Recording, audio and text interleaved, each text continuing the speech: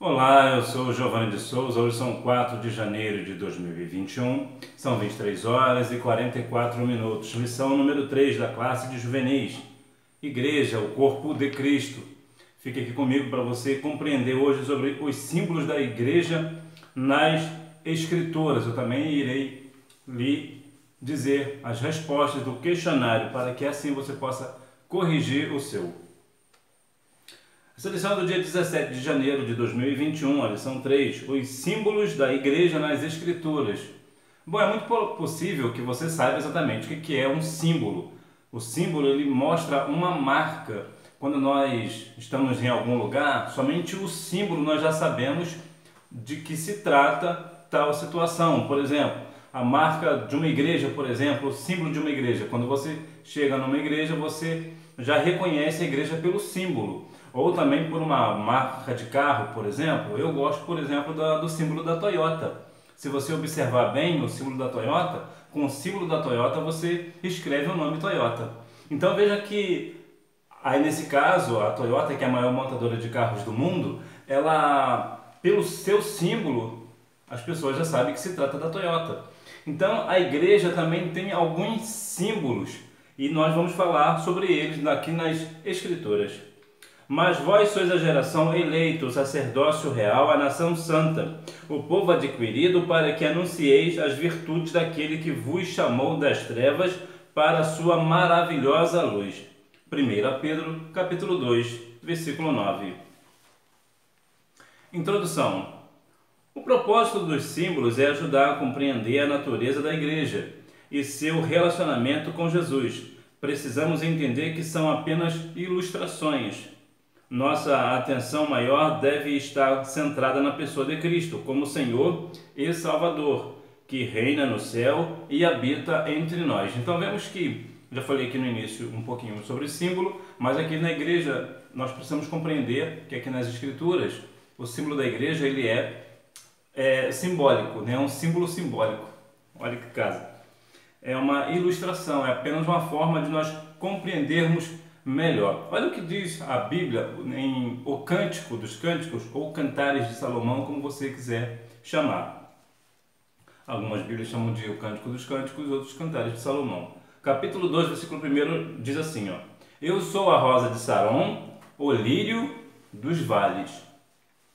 Aí você vai perguntar, o que tem o Cântico dos Cânticos a ver com o símbolo da igreja?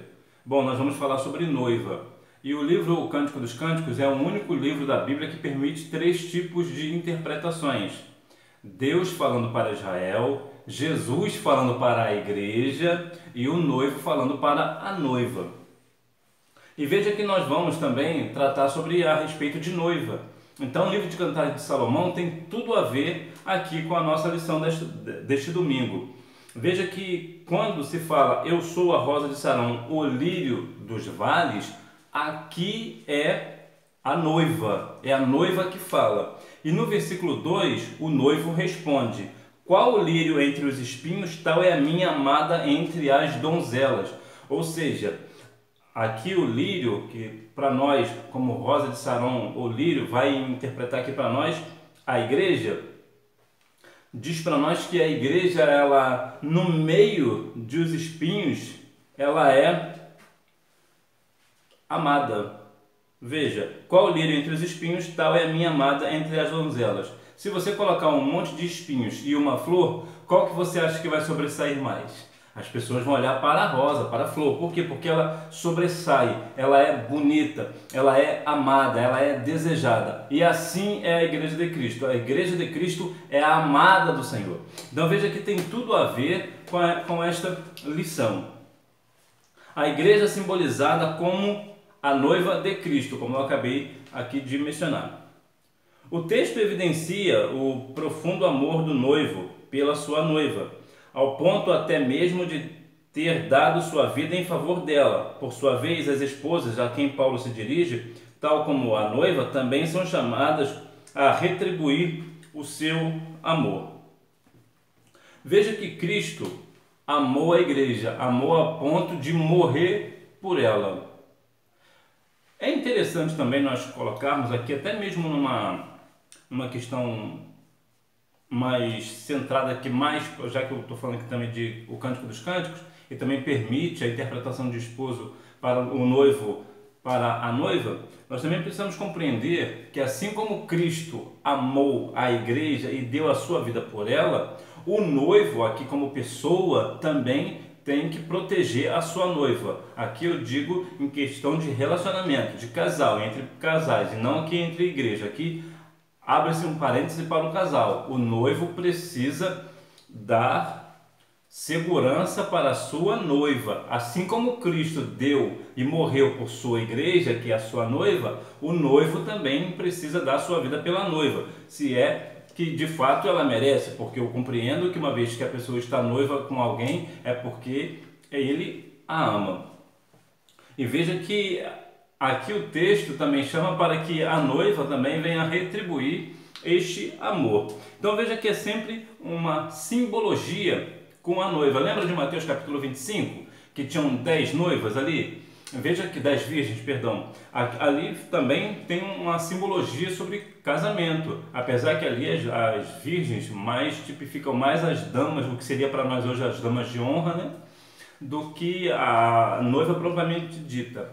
Mas veja que vem o noivo e somente 5 virgens estavam preparadas.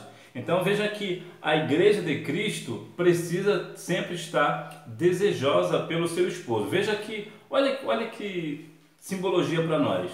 Quando há um casamento, geralmente, é claro que toda regra existe sua exceção, mas geralmente é a noiva que fica ansiosa pelo dia do casamento. Então veja que a igreja, nós como igreja, precisamos estar ansiosa ou ansiosos por este casamento. O que é esse casamento? É quando Cristo voltar para buscar a sua igreja. Nós precisamos estar ardente por este dia, desejar com fervor que chegue logo esse dia, desejar que chegue o nosso noivo, que no caso, Cristo. Então veja que aqui a igreja é simbolizada como a noiva de Cristo. Então é isso que nós somos a noiva de Cristo. Então nós estamos preparando para o casamento. A lealdade e devoção da igreja. A igreja figurada como noiva salienta a lealdade, devoção e fidelidade que ela precisa ter por Cristo. A Bíblia aponta para o amor de Cristo à sua igreja e sua comunhão com ela, assim como para a união e comunhão que os verdadeiros crentes devem ter com Jesus. Veja que aqui a igreja precisa estar com lealdade, essa igreja precisa ser leal a Cristo, ou seja, não trair a Cristo. E como é que a noiva não trai a Cristo? Quando é que a igreja não trai a Cristo? Quando a igreja está centrada na sua palavra, na palavra de Cristo, quando ela não vai após outros, assim como Jesus falou, né? Eu sou o bom pastor e as ovelhas ouvem a minha voz. A igreja continua leal ali ao seu noivo, então ele não se desvia nem para um lado e nem para o outro. A igreja também precisa ter devoção, ela precisa ser obediente ao Senhor e ter devoção a Ele, ou seja, Cristo em primeiro lugar. Vemos também a questão da fidelidade. A fidelidade é ser fiel, como eu já falei, há uma comparação entre lealdade e fidelidade, há quase uma questão igual, é um pouco diferente, mas a fidelidade, lealdade é quando é geralmente assim, é quando não é necessariamente uma traição. Leal é quando uma pessoa é leal a outro independente. Vamos dizer aqui numa questão humana, quando é claro que Cristo não vai errar conosco, mas quando alguém erra com você, você permanece leal àquela pessoa, apesar dela não ter sido leal com você. Então você permanece leal. Isso não é fidelidade, isso é lealdade, você é leal. Fidelidade é quando você não trai. A diferença é sutil, mas existe sim uma diferença. Então a igreja precisa estar com esta devoção a Cristo. Veja que hoje muitas igrejas estão deixando o amor a Cristo, o amor ao Senhor, estão colocando outras coisas no lugar. Mas nós precisamos ter união e comunhão para que nós, como verdadeiros cristãos, estejamos de fato leal, com devoção e fidelidade a Cristo. comunhão de Deus com o seu povo. A ilustração sobre a igreja como noiva descreve a comunhão, a aliança de Deus com o seu povo, tanto no Antigo quanto no Novo Testamento. Vimos que o apóstolo Paulo exorta os crentes, a igreja, a se apresentarem como uma virgem pura a um marido, Cristo. Num casamento, pelo menos num casamento cristão, como é da nossa cultura cristã, geralmente as meninas, a noiva, ela se apresenta pura para o seu noivo. É até uma questão um pouco, eu digo assim, até desleal em parte, porque se cobra muito da noiva, da menina ser pura, mas não se cobra, pelo menos não muito, do noivo de também ser puro. Há até um caso conhecido do jogador Kaká da ex-seleção brasileira, que aliás que jogou pela seleção brasileira, que diz que ele casou puro, assim como sua noiva também.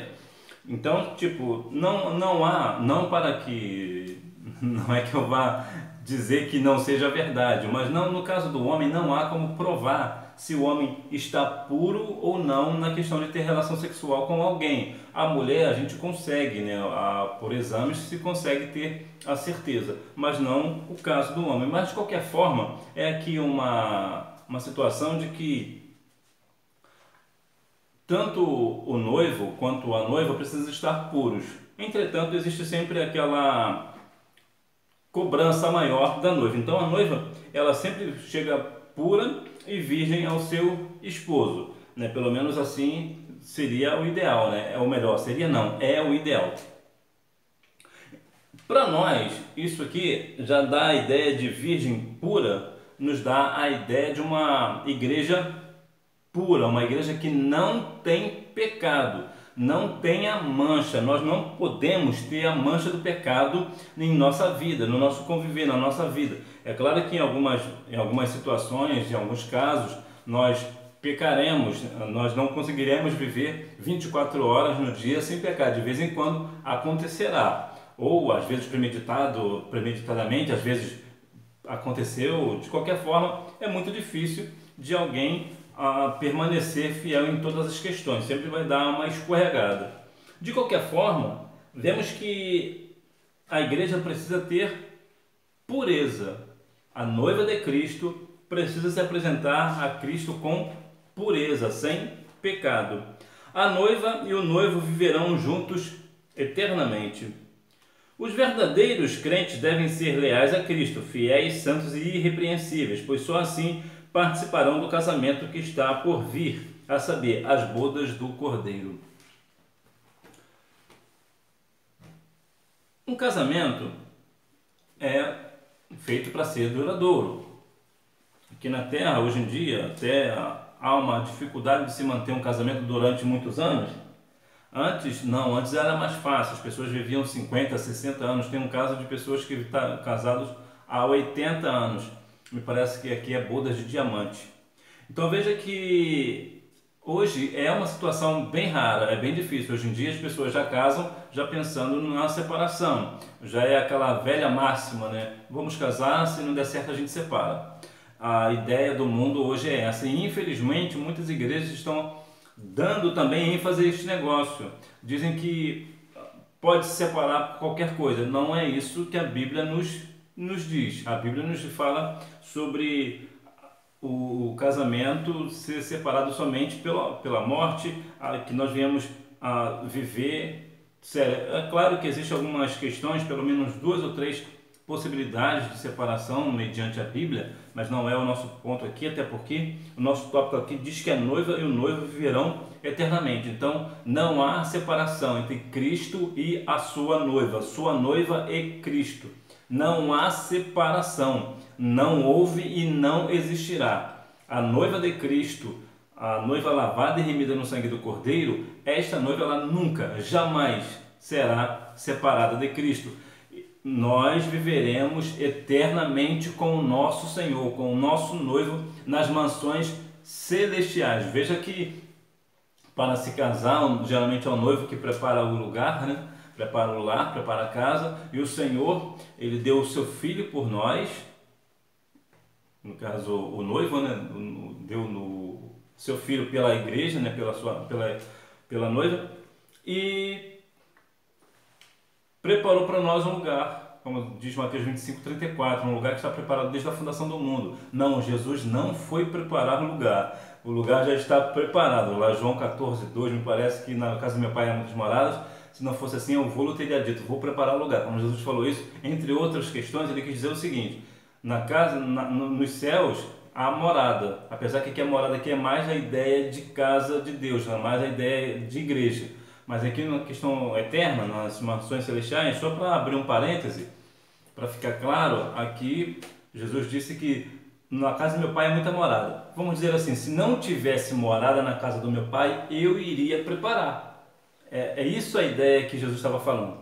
Então veja que o noivo prepara tudo. Então veja que até o nosso lar já está preparado, que são as mansões celestiais. Nós vamos casar com Cristo, que é o noivo da igreja, e nós viveremos nas mansões celestiais. Então veja que até nesses detalhes o Senhor fez tudo perfeito, né? Justamente por uma simbologia para que nós venhamos entender melhor porque que a igreja é chamada assim. A igreja é simbolizada como o templo de Deus. Conforme nos ensina o apóstolo Paulo, a igreja de Cristo é simbolizada como um templo edificado sobre o fundamento que é Jesus. Quando vai se fazer uma construção, eu acabei de falar de casa, né?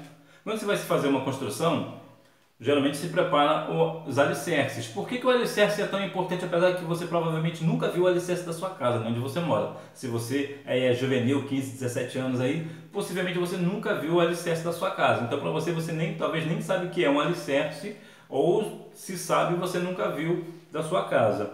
Mas sem ele, a sua casa já teria ruído. Por quê? Porque é o alicerce que firma a construção. E a igreja, ela tem esse alicerce que é Cristo. Então veja que Cristo está firmando o templo. Aí veja bem que aqui numa questão de templo, edificação, a igreja aqui no sentido de pessoas está firmada em Cristo. Como diz Mateus 16:18, te digo que tuas pedras, sobre esta pedra edificarei a minha igreja, os portas do inferno não prevalecerão contra ela. Jesus estava falando sobre ele. Eu sou esta rocha e a minha igreja e é nessa rocha que eu vou firmar a minha igreja. Então a igreja de Cristo é firmada em Cristo. Então veja que aqui muitas das vezes sobre templo, aqui o templo da sua igreja, por exemplo, ele tem um firmamento, ele tem uma fundação, ele tem um alicerce, aquele ali segura as paredes para não cair, não é assim? Mas aqui, conforme nos ensina o apóstolo Paulo, a igreja de Cristo é simbolizada como um templo edificado sobre o fundamento que é Cristo. Então nós veremos que, na bem da verdade, nós somos o templo do Espírito. Nós vamos ver isso logo em seguida. A igreja é o templo de Deus. A igreja não é apenas um lugar como um novo templo para adorar a Deus. É também um novo grupo de sacerdotes, um sacerdócio santo que pode oferecer sacrifícios espirituais agradáveis a Deus. Então veja que o lugar onde nós estamos, a igreja como o templo de Deus, aqui igreja mais uma vez dizendo no sentido de pessoa e não de paredes, né, de concreto, aqui de pessoa, somos nós que vamos, não é nesse templo, né, no caso concreto, templo concreto não é somente um lugar onde nós vamos adorar ao Senhor, nós somos também o templo da morada de Deus, nós somos a morada do Altíssimo, né? Nós precisamos estar diante do Senhor em espírito. A igreja não é apenas um lugar como um novo templo para adorar a Deus, é também um novo grupo de sacerdotes, um sacerdócio santo que pode oferecer sacrifícios espirituais agradáveis a Deus. E quem são essas pessoas? Somos nós. Somos nós que oferecemos sacrifícios ao Senhor. Nosso sacrifício perfeito, nosso sacrifício de louvor. E não um sacrifício de se cortar, de fazer coisas desse tipo, né? O nosso culto racional. Você é um templo de Deus. Somos individualmente um templo de Deus e do Espírito Santo que habita em nós. Nosso corpo é templo. é templo do Espírito Santo. Por isso o apóstolo Paulo enfatiza: não sabeis que o vosso corpo é o templo do Espírito Santo, que habita em vós, proveniente de Deus, e que não sois de vós mesmos? Porque fostes comprado por bom preço. Glorificai, pois, a Deus no vosso corpo e no vosso espírito, os quais pertencem a Deus. E você tem glorificado a Deus no seu corpo? Aí você se pergunta: como é glorificar a Deus no meu corpo? É fazer com que o seu corpo glorifique ao Senhor. Parece que eu não entendi ainda, eu vou te falar. Você bem claro. Quando você sai, você não sai, você não faz isso. Não nesse parâmetro que eu vou te dizer. Se você leva o seu corpo, quando você vai para algum... Você não vou falar você. Quando alguém vai para um baile, por exemplo, e vai beber e vai fazer outras coisas dessa natureza, ele não está glorificando a Deus. Ele está destruindo o templo de Deus. Mas quando você vai à igreja e glorifica o nome de Deus, ou quando você vai para um lugar para edificar pessoas, então você está honrando a Deus com o seu corpo. Então o seu corpo está sendo, de fato, templo do Espírito Santo. O Espírito Santo está fazendo morada em você e, de fato, o nome do Senhor é glorificado através da sua vida. A igreja é simbolizada como o corpo de Cristo. A igreja é muito mais do que uma organização. Deus a constituiu como um único corpo, vivo e ativo, tal qual o corpo humano, composto de muitas partes diferentes, com várias ramificações e funções distintas.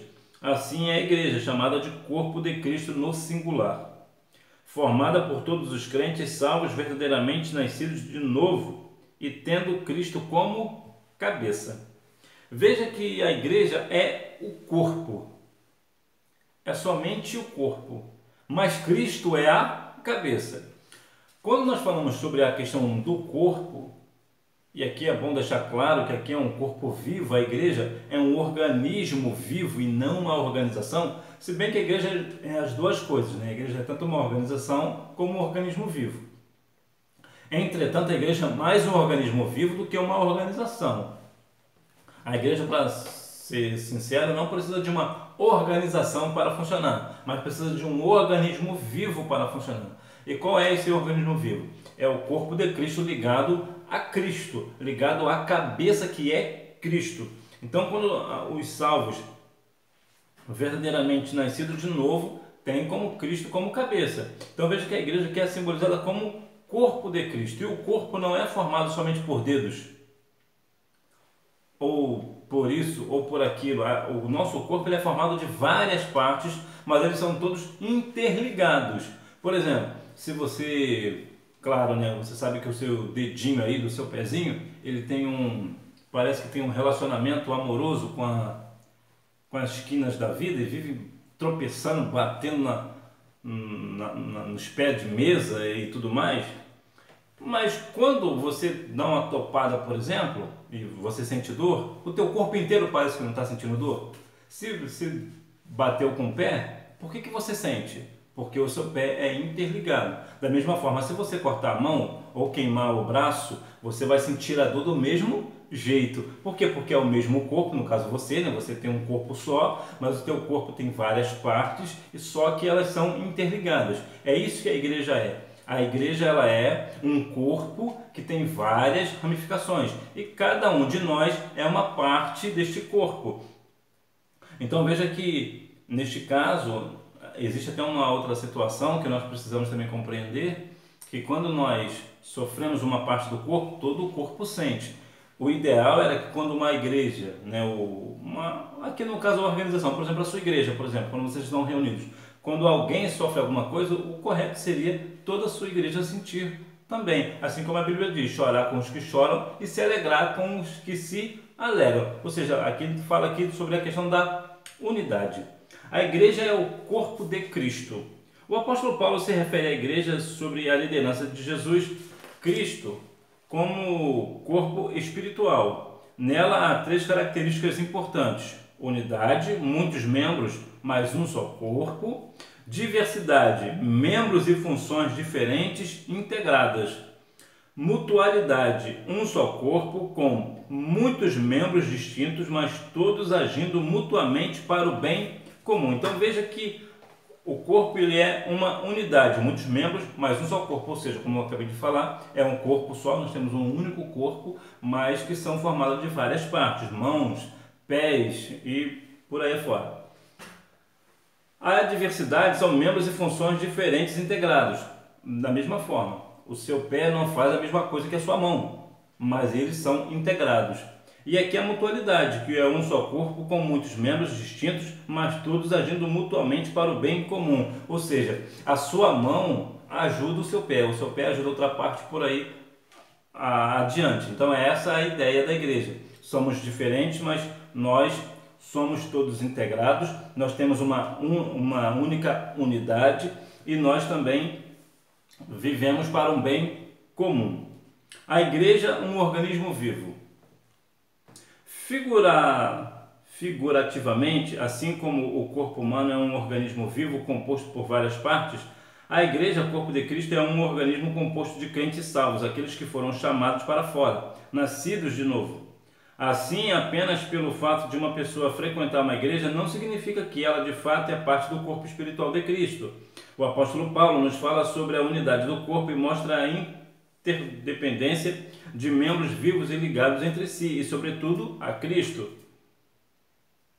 Por isso, cada membro deve contribuir para o bem do corpo inteiro. Veja que não é porque somente uma pessoa vai à igreja, ou vai ao templo, ou está nas reuniões da igreja, isso não faz dela um membro do corpo, não faz dela uma pessoa salva. Para ser salva, tem que aceitar a Cristo como Salvador, como único Salvador da sua vida, e ser lavada e remida no sangue do Cordeiro. Então veja que, e fazer todas as vontades de Cristo, obedecer a sua palavra.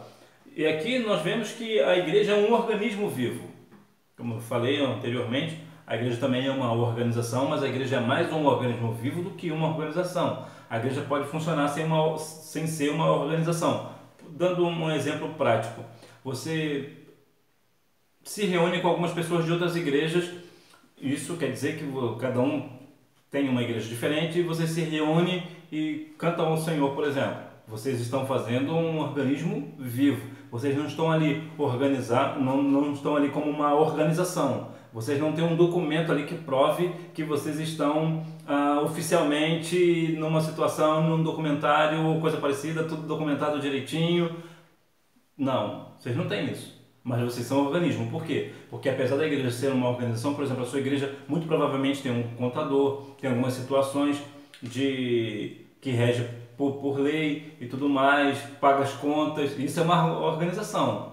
Aí é a igreja como organização, é o templo como organização. Possivelmente tem um extintor de incêndio, isso tudo faz parte da organização.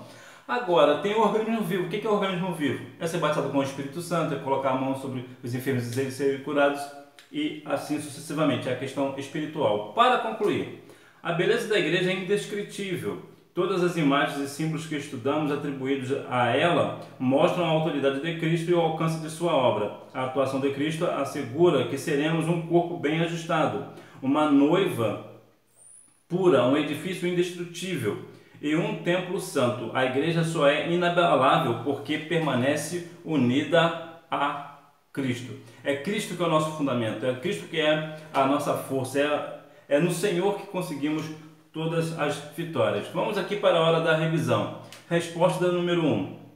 Em 2 Coríntios capítulo 11, versículo 2. Resposta número 2. Devemos buscar a santificação pessoal e desenvolver o fruto do Espírito em nossas vidas. Resposta número 3. Porque Deus a constituiu como um corpo vivo e ativo, tal qual o corpo humano composto de muitas partes diferentes, com várias ramificações e funções distintas. Assim é a igreja chamada de corpo de Cristo no singular, formada por todos os crentes salvos, aqueles que foram chamados para fora, verdadeiramente nascidos de novo. Resposta número 4. Unidade, diversidade e mutualidade. Resposta número 5. Não. Ponto. Porque para ser membro do corpo de Cristo não basta pertencer a uma instituição, mas ser de fato nascido de novo, vivificado pelo Espírito Santo. Então veja que nós somos alguns símbolos da igreja, nós precisamos compreender que ter comunhão com a igreja, a organização, não quer dizer que tenha comunhão com o organismo, com a igreja, organismo vivo, com Cristo. Então há uma diferença. Há pessoas que estão em comunhão com a igreja, a organização, mas não estão em comunhão com o organismo. Então nós precisamos atentar também para as questões das aparências. Nós precisamos ter o discernimento do Espírito Santo para que nós venhamos compreender e discernir aquele que de fato é e daquele que não é, como diz Malaquias 3,18, e vereis outra vez aquele que serve a Deus e daquele que não serve. Que Deus em Cristo continue abençoando a sua vida. Não deixe de ir à escola bíblica dominical, até porque quem faz a escola é o aluno. Tchau!